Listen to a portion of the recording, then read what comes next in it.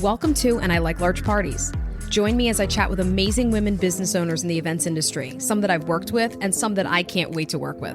We'll be sipping cocktails while discussing their passions, hurdles, and accomplishments. You're going to love it. Thanks for listening. I'm sitting down today with Melanie Rash. She is the owner of Cakery Bake Bakery. How are you doing today? Good, how are you? I'm doing well. We're laughing because right before I started recording, I said, you have to tell me the name, origin of this business. I want to hear the story. So I'm going to let you tell people how they can get in touch with you. So like your socials, website, and then you can get into the name. Okay. So on Instagram and I believe Facebook, it's just Cakery Bake Bakery. It's a big tongue twister. So, and then my website is just cakerybake.com. I try to keep it as simple as possible. And the name. So when I decided that this is what I wanted to do and wanted to, officially make it a business, I could not think of any name that I liked. They were all kind of like cheesy or already taken in the area, that kind of thing. And I have 4 brothers. They're all very unique and they all wanted to chip in. So they all chip in their ideas. And my one brother says Cakery Bake Bakery, just as like a funny, like backwards kind of thing. And I was like, no, I actually really like that. And he was like, really? I was like, oh yeah, that's done. That's my bakery. Yep, that's it. Okay. That is it. Cakery Bake Bakery. Yeah, it is very unique. Yeah, he wanted to like flip it. You know what I mean? Like bake, cake, cakery. Yeah. I don't even know how his mind works and comes up with these things. Does he bring it up all the time? Like, I gave you the name of that business. Oh my God, does he? Yes, he sure does. That's cool. So today we're drinking Pinot Grigio, so just having a bit of white. And Melanie made cookies. So if you hear me smacking my lips, it's because I'm eating these cookies that look super delicious. I'm gonna the whole mountain of them. I'm gonna dig into them in a second. So I always like to have my guests at the beginning of the podcast start thinking about a signature drink or cocktail that you feel embodies who you are as a business owner, or maybe just embodies your business in general. Sit on that. I'll give you some time to think about it. And then at the end of the interview, we will revisit that and you can tell me what that drink is. So start by telling me, we got the name. So I know the origin of that. How did you get into this business? So I actually originally went to college for biochemistry. Interesting. My dad is a scientist and I was like, well, I'll just follow in his footsteps. I don't know really what else I want to do with, my life. And I never thought that I was very creative or artistic. My mom was. And so, I just followed my dad's footsteps and I loved watching Food Network. My best friend and I watched it all the time. All those cake competitions, like I was obsessed. And one day we're watching it and I look at her and I'm like, God, I wish I could do that. And she's like, okay, go do it. Like just as simple as that. And I was like, I can't do that. And she was like, why not? And I was like, well, first off, I'm not very creative. And I just I'm in biochem. Like I could never switch over. And she was like, just try it. If you don't like it or you're not good at it, so to speak, she was like, just switch back. It's like one semester out of your life. So I switched. My dad was not very happy with that. And I absolutely loved it, everything about it. And then, so I went to community college first for it here in Delaware. And I got scholarships and grants that covered more than half of my tuition out at Johnson & Wales in Colorado. And so I just transferred there. And then that's where I got the bulk of my training. Okay. Was out there. And yeah, I've been watching those Food Network competitions ever since. But I think that baking is extremely difficult. I can cook because it's a pinch of this, a dash of this. It's to taste. Baking to me it is like chemistry. It is. It is so specific. And that's why I'm not good at it. Because I'm a pinch of salt, a dash of paprika. Right. You have to measure things out very precisely. So I'm not really surprised when you said you were a biochem major. Yeah. I could totally see how being good in that would also mean that you are good at the baking as well. And there was a whole course. It was the science of baking. I believe it. I absolutely loved it. You get to understand what each ingredient does, how it reacts with other ingredients. So it really helps you troubleshoot any recipes. If you try something new and you're like, well, it didn't rise or it just spread too much or it's too dense. You just troubleshoot it based on the science of it. And I don't know, I like the reliability of it. You know what I mean? If I'm measuring everything out, I know it's supposed to turn out this way. Yeah. If I'm cooking, because I'm not that great at cooking, I'm okay. But if something goes wrong, I'm like, well, I don't know what the heck happened there. Right. We're doing takeout, I guess, because I just like, I don't know. It just seems very cut and dry when you're baking. Yeah. To me. The decorating part, not so much. That stuff goes awry all the time. Okay. So before we get into the decorating, because some of the cakes that you've made that I see on your socials, I can't even, but in a good way. Tell me, so you switch your major, you graduate with this, what's the degree? Is it culinary? So I have a degree in culinary, and then I have my my associates, and my concentration was actually in event planning. Interesting. And management.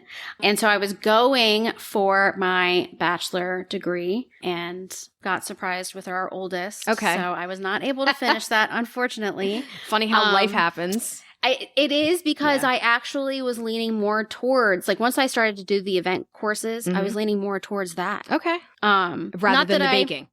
Yeah. And I still love to do it. Sure. And I was like, I'll definitely be doing that, like, for my kids, for my family and stuff. But, like, the event planning, I was like, this is, like, so awesome. Yeah. And because I didn't finish that, I was like, well, I have my baking degree. I'll just stick with that. Okay. And thank God I did. Not that I do love to throw events, but I think this is, the timing of it was crazy and exactly where I'm supposed to be. Okay. So how did you start with actually getting the business up and running? Okay. So I had to stay home. Once I had my oldest, I had to stay home while my husband was the breadwinner. And I was just baking for, like, friends, family, my kids' birthdays and stuff. And I don't even know if it was my husband or, like, a family member. They were like, that's like, you wanted to have a business doing this. Like, just do that. They were like, you're already home, and you're doing it from home anyway. Yeah. Like, you can be a stay-at-home mom and have this business.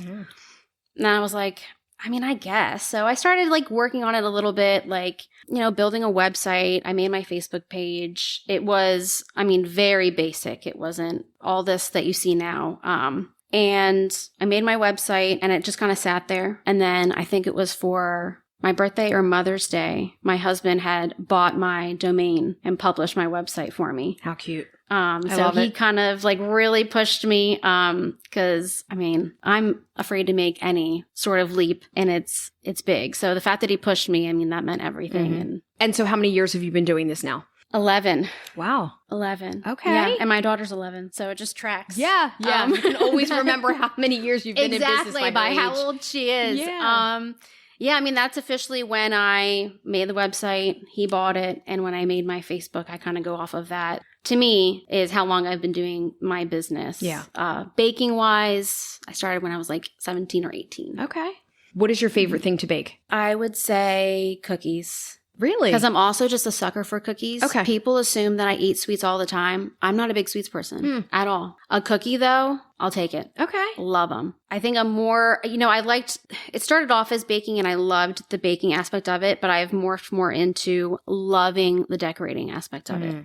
So yeah, cookies is probably my favorite to bake. Let's get into the decorating component of your job. Some of the cakes, as I already said, that I have seen you make and decorate are insanely intricate. Thanks. Yeah. How does it look like that? So I do want to say that I think culinary school helped give me this amazing foundation to know what mediums to use for certain things, and how to use them. I know a lot of people don't like fondant. I don't even like fondant. It's not the best tasting. But I was going to ask you, just to interrupt. My husband was, you have a podcast interview today. He saw it on my calendar. I said, yeah. I said, the question that I want to ask her the most is about fondant, because I love it. You like the taste of it? I love the taste of it. And I know it is so divisive, this I know issue. a very small amount of people that like it. Yeah, generally people cannot stand it, and they pick it off of cake. And I see them do that at events, and I'm like, I love it. So you do not. That was my burning question. Do you like fondant? Yes or no? No. Okay. I don't like the taste of it, and the texture of it to me is a little off-putting. Okay.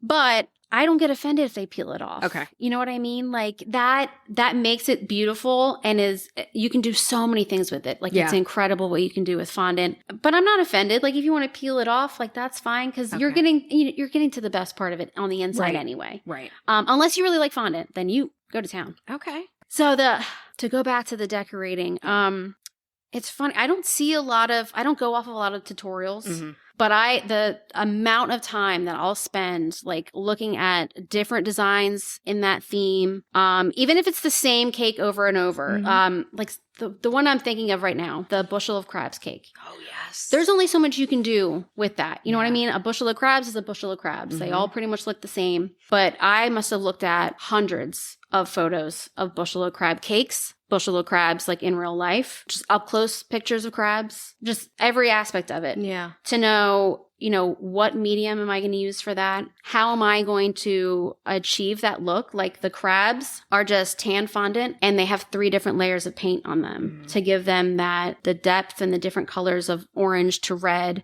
I use like a sponge to make it speckled because, they're like a little bit speckled. So yeah, I mean, it's taken a lot of time. Like I said, I'm not very artsy. So like painting stuff. Yeah, like this is art. This is total art. You keep saying you're not very creative and very artsy. I don't think you're an artist. I never saw myself that way. And it makes me feel so happy that you say that. Because like I said, my mom was an artist. Yeah. She passed when I was 5. I'm sorry. So to have that like the same as her just is like, and it's not the same, right. I get sketched and painted, but I'm like an artist like her in like you are my building own way. And molding and the coloring. That is an art. That is an art. I give her credit for the painting. I think that I get that from her. Yeah. But it's taken some time because I mean, you really got to know what you're doing with the different colors. And I mean, I do a lot of research. So then when someone doesn't book, I'm like, gosh darn it, I did all that research. What am I going to do with all that knowledge? What I would do, right? Yes. Yeah. One cake that I definitely stands out, it was a spaghetti and meatballs cake. Oh my God. That was, how, like, it's just, I mean, you don't have to give away trade secrets, but. Oh, I know, I'm fine with it. That was amazing. It really looked like spaghetti suspended from a fork. It's crazy. I would have paid the client to make that cake. Like, I would have paid them to let me make it because I wanted to make it so bad, and I'm so happy they booked it. Which, clients, I hope you realize, we get so attached to these themes and these designs that, we get so excited. It makes our day. But, yeah, I mean, that is, you got to look into tools as well. Yeah. On top of technique and mediums and stuff. So it's like a clay extruder, I think is what it's called. Okay. And it's got different little inserts. So this one had an insert for like 5 holes in the insert. So then when you're cranking out that fondant, it's just noodles coming out of this clay extruder. The cake, was just cake. And then on top you have that bowl, and that was just Rice Krispie treats, which is, people love Rice Krispie treats. So it's kind of like 2 desserts in one. It is. And then just, the extruded pasta. And then the suspended fork was actually pretty easy. It was, a skewer that had like fondant around it. And then that meatball was a cake pop. Wow. And then I just stuck the fork in. That's so cool. Yeah. And you just cover it with all that spaghetti. My daughter and I, we watched Nailed It. And I mean, they're totally amateur bakers. Some of them fancy themselves professionals, but they're not. They do. I keep trying to tell my husband to get on there. I'm like, you've spent over a decade watching me. Yeah. You would actually do well, I think. Yeah. Some of them actually do way better than others. But I mean, it's funny because they're trying to recreate these highly specialized cakes. And so I've learned a little bit about the media that you use between the fondant and the Rice Krispie treats and the airbrushing. I love when I see you airbrushing and like on these baking shows. That's something you got to spend a lot of time learning. That is something that is it's like what like the kids watch, like the ASMR videos where it's so satisfying. Watching you airbrush is very satisfying. Your TikToks, I like those. I love that, and like the painting, because those colors, I mean, they take it from just being like very general, really pretty, to just being like so hyper realistic. Yeah, so cool. Is that's a special machine that's like food grade? Yes. Okay. Yeah, that's an edible airbrush machine. Gotcha. So that, again, like with the colors and understanding, what colors to mix and everything, and then even like the trigger, it's sensitive. So there's been times where I like hit it and it is just like, whoosh, like black all over the cake. Yeah. I'm like, cool, now I got to scrap that. Oh no. What is a cake that you've made that is your favorite? I would say It is, I don't know if you know, I'm part of an organization that provides free cakes for children with chronic illnesses. I didn't know that. And their families as well. Wow. So every once in a while, I'll get a request through Icing Smiles as the organization. And they pretty much just give you like a theme, a head count, flavors, and you can say yes or no. And I typically, if I have availability, I say yes. Like, I hate having to turn down any of those. Yeah. So the most recent one I made was a superhero theme. This kid just beat cancer. He had his last round of chemo. So I knew this had to be so special, like out of this world. And I really wanted to push myself. It's Hulk arms that are holding up a 2-tiered cake. And so I had to learn, again, a lot about structures. I don't build anything except for IKEA furniture. So to like build this structure was a lot of research. So I built the structure. I molded Hulk's hands and arms like around the structure. So it looks like he's holding up, that cake. Yeah. So that's kind of like a defying gravity sort of thing. Wow. And I get to deliver those and like see the reaction. So that's like nice. Between, challenging myself, achieving it and it looking cool and then like getting to see his reaction, like that is by far my all-time favorite. I don't think anything's going to surpass that. Let's talk about cake flavors. Okay. So are there cake flavors that folks get to choose from, or can someone come to you and give you a flavor and you'll make that? So I have a set menu. I have had on occasion someone comes and they're like, I really, really wanted this. If it's something that's like in my wheelhouse, I'll make it. Okay. I've had someone ask about limoncello. I've never made limoncello. I've never had limoncello. Oh, it's delicious. And I just had to be like, I'm going to be honest with you. I don't even know what you're talking about. I can't make that. But I had a bride that really, she was obsessed with tiramisu. And I have dessert shooters. And I don't have that as an option. Okay. But I've had tiramisu. I personally love tiramisu. And she asked if I would make a dessert shooter for her wedding. And I was like, sure. Like, why not? And now I'm going to add it to my menu because it turned out so good. Yeah. I typically like to stick to the set menu, but every once in a while I'll get a request. And I mean, if it's doable, then you'll honor that. I hate to say no to people. Yeah, I really do. I know, it is so hard, right? Oh my God. Yeah. It's awful. I feel like and I was just talking to another guest about this. One of the things that she said was the greatest lesson for her in business so far is the power of saying no. That someone told her you can say no, and a light bulb went off for her. I think that we like to try to please everyone, not just clients, but just in our lives. We're people pleasers.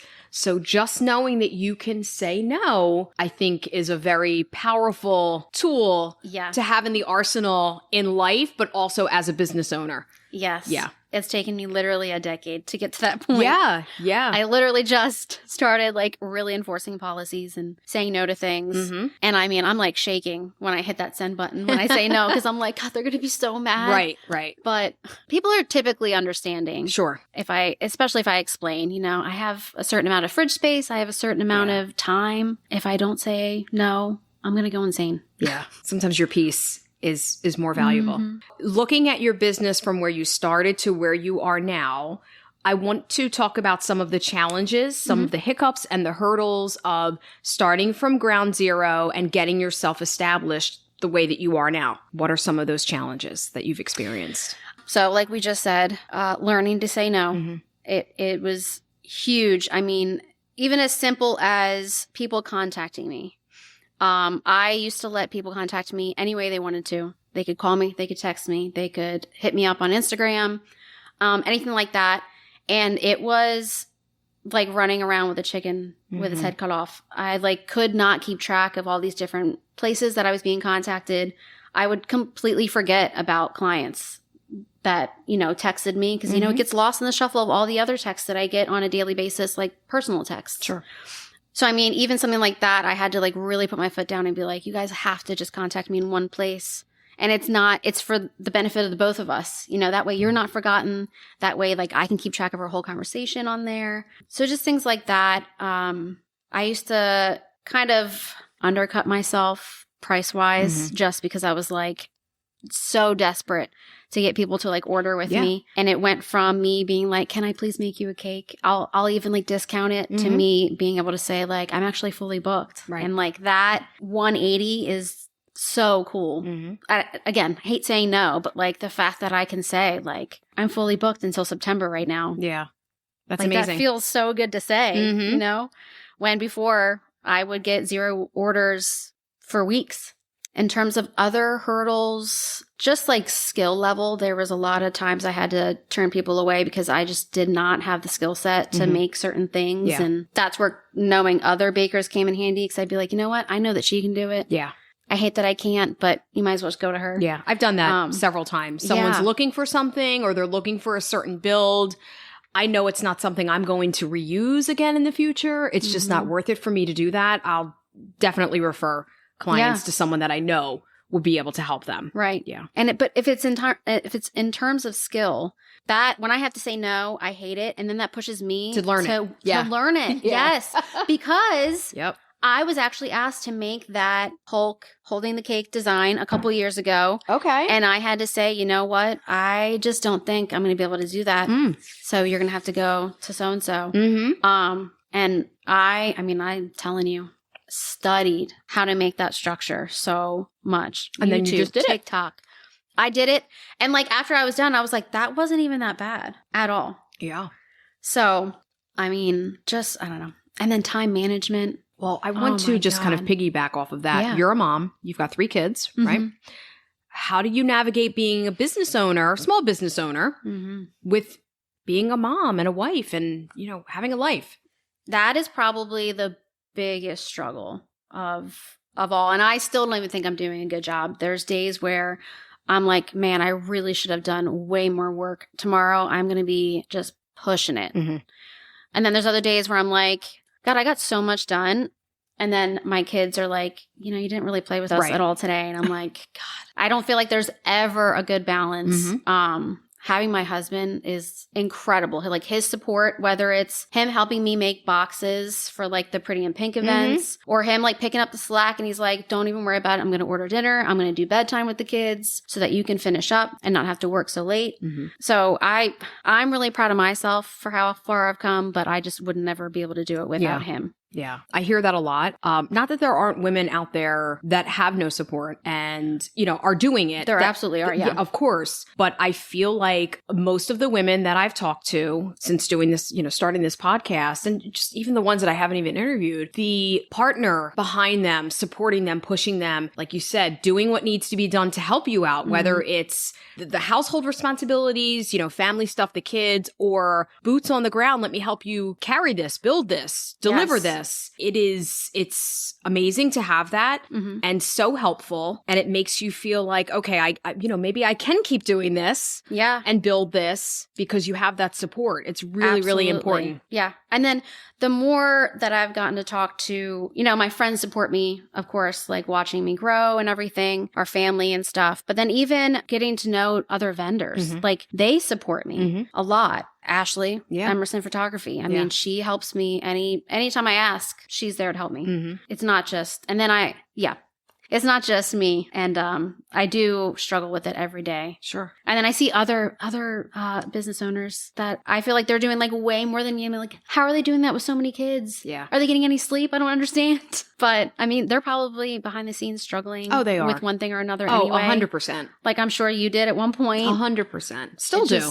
Yeah, still do. I don't think there's ever a day where I just feel like 10 out of 10. Like I just killed it on both ends.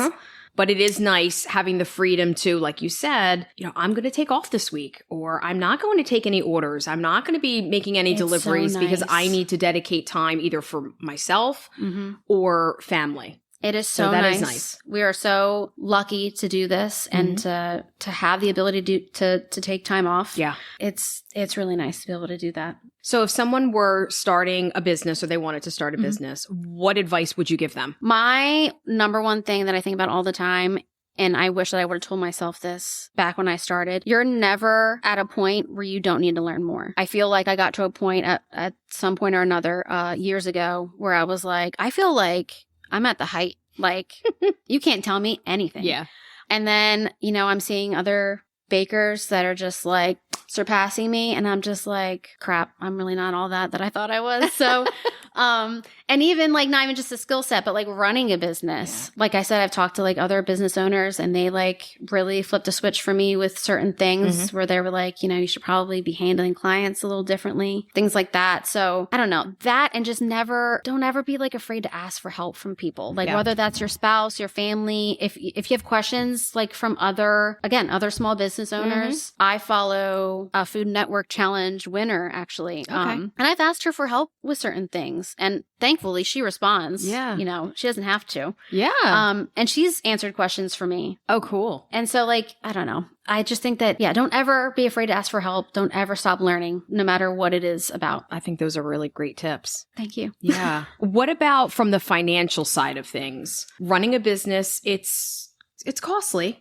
It's difficult. And I find that, you know, the more money that I'm making, the more money I'm just pumping into the business. Like the more that comes in, the more that goes out. Talk to me about that. So the financial aspect of it actually scares the crap out of me. I'm not good with numbers. But like you said, I think when I first started off, I was making gold out of nothing because I would get like the lowest of the low, like quality, like not ingredients, but like tools, sprinkles, you know, I'm just getting like whatever I could afford from like Walmart or something and just trying to make the most out of it. But then, you know, I'm getting more orders. I'm getting my name out there more. So now I can spend more money. Yeah. And boy, do I, because I'll see a tool that someone's using on TikTok and I'm like, cool, buying it. And then I feel like now I'm trying to go like more out there with my designs and things like that. So that, you know, costs more money. That takes more time, you know? So then I need to pay myself even more money because those designs take more time. Yeah. And so trying to figure out how much to charge for things, it's like a headache. I feel like I'm never doing that well enough either. There are tools out there that can help you price out your ingredients and price out your cakes. And we learned that in culinary school as well to like kind of break that down. So that helps immensely. And then you just you need to know how much you want to value your time. Like how much do you want to pay yourself? How much were the ingredients? How much was the box?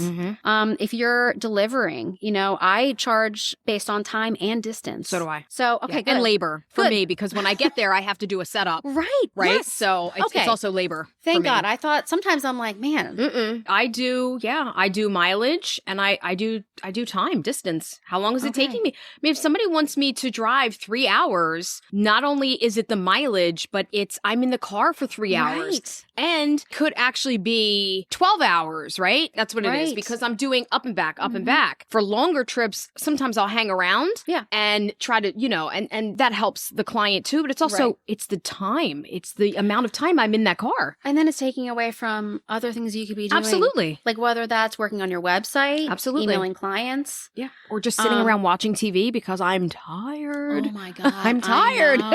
I know. Like making time for that is... Nothing wrong with that at all. Definitely. It's hard. Time, distance, and whatever else you need to charge that goes into your craft. Yes. I mean, I struggle so much with that. Every time I do too. I provide a quote for a cake to a client, every single time I'm like, man, was that enough? Was that not enough? Yeah. Was it too much? Was it too much? And now they're not going to book. Yeah. And there are times where I'm like, gosh darn it, maybe if I charged less, they would have booked me. And then I'm like, but then I'm not making the money that I'm supposed to be making. And there have certainly been times where I make a cake and at the end I'm like, wow, I don't think I made any money on that. I should have charged way more. The first time I made that crab cake, because I've made it 5 or 6 times by now. The first time I made it, I had no idea that was going to take as much time as it did. Yeah. But this is a luxury. That's the thing that I keep coming back to, even in trying to figure out my own pricing for things. Yes. It's a luxury. So if I already know that I'm going to, for example, hire you to make a cake for me, I'm already expecting that what I'm going to pay you as a master baker, an artisan that's going to make this beautiful cake for me, that is not even going to be close to me picking up a Costco cake. It's not. I think there's a disconnect sometimes for folks that they don't realize this is not a Costco cake. This is a custom cake. Yes. And to be able to get that is a luxury, right? The same with, you know, somebody hiring me for a backdrop or centerpieces. I mean, you could do them yourself and that's totally fine. And I know that that's what people want. But if you want something that is a luxury, there is a price for that level of service and that work. Yes. And I've said something like that where I'm like, this isn't like a grocery store cake. Right. And that is not me knocking grocery store cakes at all. Not at all. I worked in a grocery store bakery at one point. I'm not above it. Me neither. I'm There's just a time and a place. And it comes off like, oh, well, she's dissing a grocery store cake. No, I'm not. no. I'm just trying to explain, it's not like a mass-produced cake. A lot of those are baked ahead. They're frozen. I'm baking on a weekly basis, and all these things are handmade. And that's what I mean when I say this isn't a grocery store cake. Yeah, a grocery store cake does not look like the kind of cake that you're churning out. Yeah, I mean. like this takes a lot of time, a lot of education. Oh, yeah. You're right. It's a luxury. It is. Yeah, and you have to go into hiring a vendor with that attitude in mind, I think. And sometimes I think that piece gets missed, and that's where the shock value comes in when the price is on the table and now everybody's uncomfortable because we're talking about money and how much things cost. Like, I mean, I say that I get nervous when I provide a quote, but I'm at the point now, thank God, that when I do that internally, I'm like, man, doubting myself. But externally, if I'm questioning about it, I'm like, the quote is the quote. Yeah. Unfortunately, if I'm not the baker for you, that breaks my heart. Right. But, that's the reality of it. And again, I used to, want to please everyone and give out discounts if I could just to be your baker. And now I'm kind of content with the fact that like I might not be your baker. And whether that's price, whether that's you don't like the look of my design, my cakes aren't for everyone taste-wise either. Like I try to keep them a little less sweet. Okay. So yeah, coming to terms with that. Yeah. It's nice. It's like it's a sense of peace that you didn't know that you needed when running your business. So I know for me in being, and I'm new to this business, you've been in the event space longer than I have. I'm noticing a lot of companies coming out doing what I do or offering similar services. Do you think that you're seeing, I don't know if oversaturation is the proper term, but more of a saturation in this space that you're in? I definitely think so. Are you talking about like in terms of like bakers? Yes, bakers. Yes, definitely. Because there was, when I first started, I was more in the MOT area. And I think I knew maybe like 5 bakers like off the top of my head that I would see constantly like recommended. I'd see their work posted. And now I feel like I will see 20 different ones. And some of them I've never heard of. And I'm like, oh my God. Yeah. Like it is. And it's overwhelming because then you're just like, oh man. Where do I fit? Where exactly. Where do I fit? And then, like I said, I was in the MOT area. So then moving down here, I'll tell you, it's only a 25-minute difference from where I was. And I was so scared that I was going to be completely forgotten, that people down here weren't going to receive me the way that I was up in MOT. Absolutely terrified to move down here, to move anywhere. To do anything different, because you're not competing with the other bakers, but you're just like, if I make one wrong move, like, does that mean that people aren't going to use me anymore? Right. And now there's 5 other people waiting in the wings, Right. Yeah. Yeah. But again, like, we're all so different. Like, people have different aesthetics. Like, there's certain trends and things that, like, I won't do, but maybe they will. Yeah. There's certain treats that I don't make. Like, I don't make hand-dipped strawberries. There's a treat maker down here that I know that's mainly what she does. Okay. So then that's nice that you find those other bakers that they kind of like fill in the gaps that you can't fill. Right. Like if someone wants to use me for cakes, but they're like, but I really want hand-dipped strawberries. Cool. I have someone that you can go to. I can recommend. Yeah. Tell me about some of the trends that you won't do. I don't know if this is a trend per se, but I know some bakers will like just replicate the reference photo. Okay. I absolutely will not. So someone comes to you and they say, hey, I saw this cake somewhere. I want exactly this. How do you respond to that? I say something like, I try not to replicate another baker's work, that's specific to them, specific to their aesthetic. Yeah. I will certainly take aspects from the design, especially if there are aspects that you are set on. I will try to incorporate that into the design, but I prefer to make a custom creation based on the reference photo. Okay. And again, if they come back and they're like, this is actually, we want exactly this, then I'll just say, like, unfortunately, that's not what I do. Yeah. If you change your mind, I'm here. Come back. Fair. If you're talking about trends, though, there are these long rectangular sheet cake wedding cakes. Okay. Like, not a sheet cake per se. They're like skinny sheet cakes that are maybe like a foot wide. Really? And they're long. They're like... I know nothing about this industry, so this is a blank slate here. I started seeing it. I started seeing it on TikTok and I was just like, what? And I see it more and more and I'm like, to each their own. That is not... How long are we talking? They're long, Anne.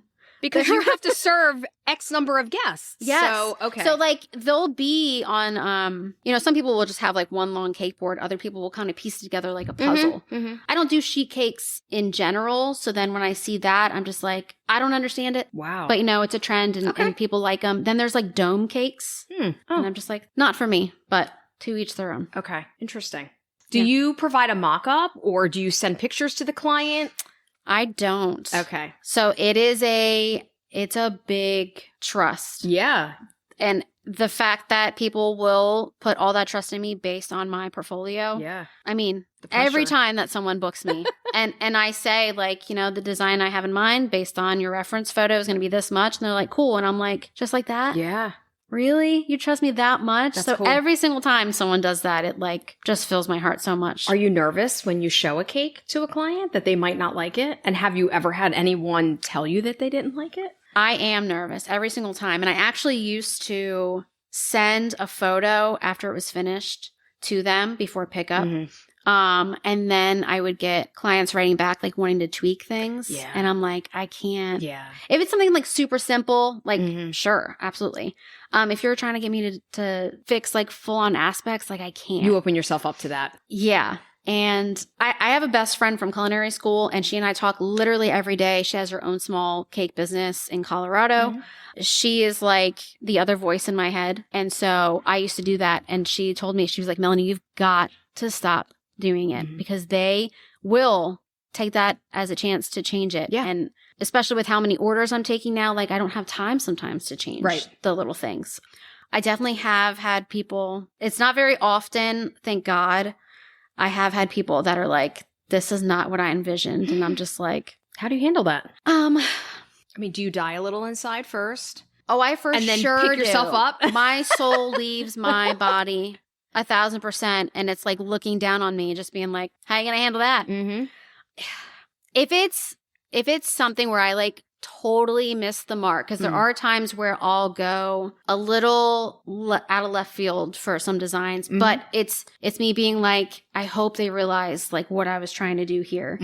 If I'm like totally out of left field, I'll be like, okay, like I understand. Let me fix. Or what can I do? Yeah. What do you do in that case?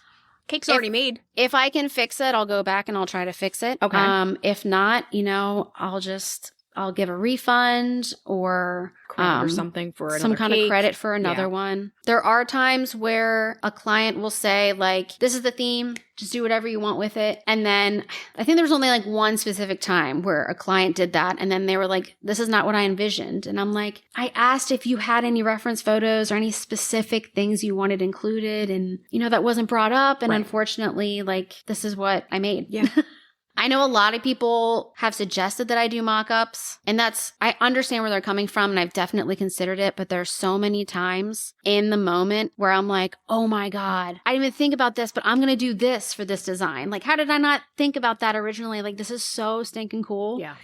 And I'll do it, and sometimes 9 times out of 10, that's the part the client loves the most, is something I came up with like that. And like, if I give you a mock-up and then I make that decision, either I have to come back to you and wait for you to like approve it, or then I just don't do it at all. And then it could have been like really cool. Yeah. But then I didn't do it. Yeah. I mean, I get so many people that come back to me and just return clients, and they literally at this point just say like, here's the theme, let's see what you do your magic with. Yeah. And that just, it really, I keep it really cool when I talk to my clients, and then I come inside and my husband's like in the office and I'm like, oh my God, they loved it, and I'm like freaking out about it. Or they say I can do whatever I want.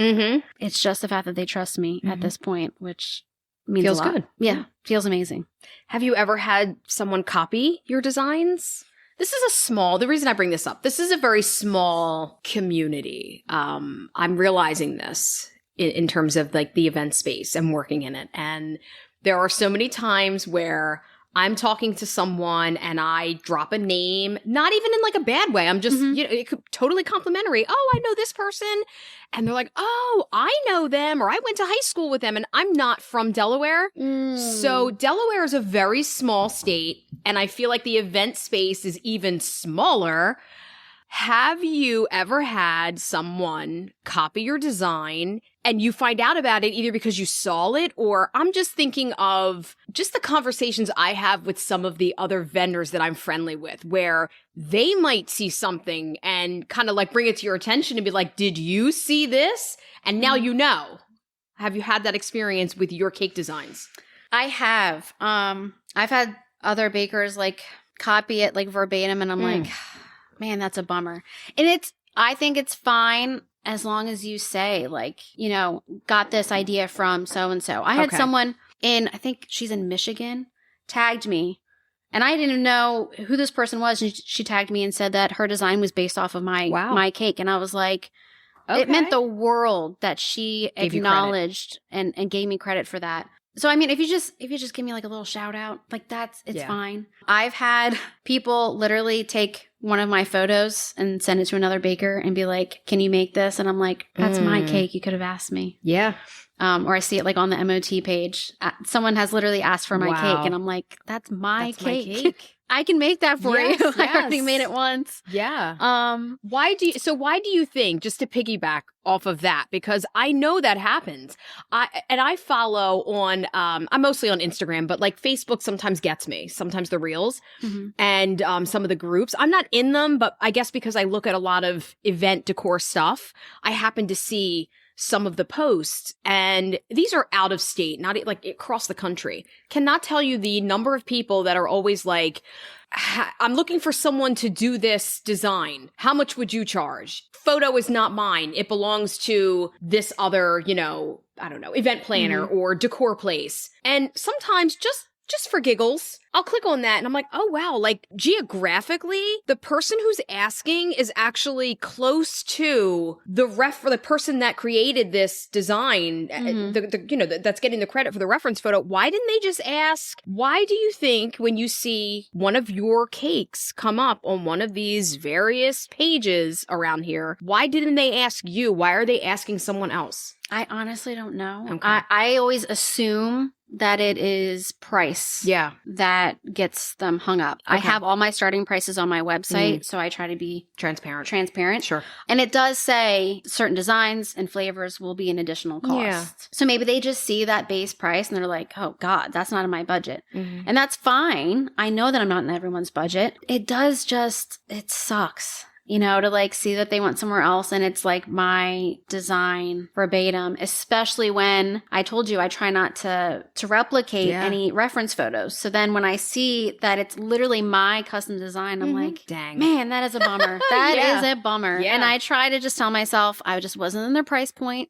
That's understandable. Or maybe they wanted to book me and they saw that their date was blocked off because I'm not available. Possible. And I've had that happen where someone will say, like, they'll contact me and say, like, I saw on your website you're not available. Just double checking before I go anywhere else. Can you squeeze this in? Sometimes I do, honestly. I'll squeeze them in. What if somebody saw a cake of yours and they really loved it? It's out of budget. Are you able to accommodate them by making like something on a smaller scale, like at a different price point? Like, do you do that? Yes, I absolutely can. I do have instances where they'll give me a budget and it's so close to the starting price that I'm like, there's not a lot I can do with that. There's not a lot of wiggle room. Right. You know what I mean? But I've definitely had people that say, like, that's a little out of budget. Is there any way that you can, like, tone it down, like, decoration wise, but still keep the theme, still keep our, you know, our serving count? I absolutely try to do that. And 9 times out of 10, I will probably go above what I quoted them. And I've done that. Yeah. And that's where having a conversation comes in. Because though your pricing is on your website and you're trying to be transparent, it doesn't replace necessarily someone reaching out to you to ask and say, hey, you know, can you, or what can we do? Can you work with me? Yeah. So what is next for Cakery Bake Bakery? So like I said, I apply for Food Network every year. I got extremely close last year. Nice. I'm really hoping this is the year. really, really hoping. Okay. And what show is this on Food Network? I apply for all the Cake Wars. So the Christmas one, I love the holiday. The Halloween Wars. I love that and one. Halloween Wars. Yes. I apply for both every year. Okay, nice. Last year, I got to the very last stage of the process where I got like interviewed by a producer. Wow. And then they went with somebody else, unfortunately. Yeah. But so hopefully this is the year for that. Okay. I'm starting to look into a cake space. Good for you. Somewhere. Yeah. It's gotten a little bit too big to do from home. Okay. A little bit too stressful. Starts to like bleed into like family things. And like that is never something I want put on like my family or my kids. So not necessarily a storefront off the bat. I would probably continue what I'm doing now, like just taking orders. Might open up the space for like a pop-up event or something like that. Yeah. And get comfortable in that space before opening up like an actual storefront. Yeah. But just something I need to be able to call my own. Right. You know, it's been over a decade of doing this from home so that I could be with my kids. And now, unfortunately, they're all about to be in school full time. It's time. So it is time. It is time. It's good. I'm excited for you. Thank you. Yeah. And fingers crossed. I would love to see you on one of those shows. I'm working so hard. That would be so cool. So hard. And that was another reason that I learned how to do like the structure, because that was one question they had last year. Like, have you worked with structures? And I was like, actually, no. And now I can come back and be like, yes, as a matter of fact, I have. Yep. I just really hope so. I do I'm telling you, full circle moment to be on that show. It would be. Okay. Question from the beginning of the podcast. Yes. What would your signature cocktail be? I really thought about it. I would say a mimosa, because you got the classiness of the champagne and then the additive can be switched up. You got that pineapple juice, you got orange juice, and I can switch it up. Nice. I can be, you know, you've seen my cakes, so they can be really classy. They can be really gruesome and disgusting. Yeah. Like the trash can full of body parts. Yeah. So I think that's very me. I love it. All right. So remind everyone how they can find you. Instagram and Facebook, it should be Cakery Bake Bakery. If you want to watch TikToks, I'm on there as Cakery Bake Bakery as well. Those are a little more out there. And then website is www.cakerybake. Let's toast to this being your year to get on one of the Food Network shows. I really hope so, Ian. Okay. We're going to manifest. Universe. Yeah, we're going to manifest. Thank you. Cheers. Cheers.